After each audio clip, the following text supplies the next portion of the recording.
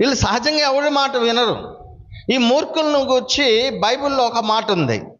సామెతల గ్రంథము 17వ అధ్యాయము 12వ వచనంలో వీళ్ళని గూర్చి ఏమనుందంటే, పిల్లలను పోగొట్టుకొనిన ఎలుగు బంటిని ఎదుర్కొనవచ్చును గాని, పిల్లలను పోగొట్టుకొనిన ఎలుగు బంటిని ఎదుర్కొనవచ్చును గాని, మూర్ఖపు పనులు చేయుచున్న మూర్ఖుణ్ణి ఎదుర్కొనరాదు.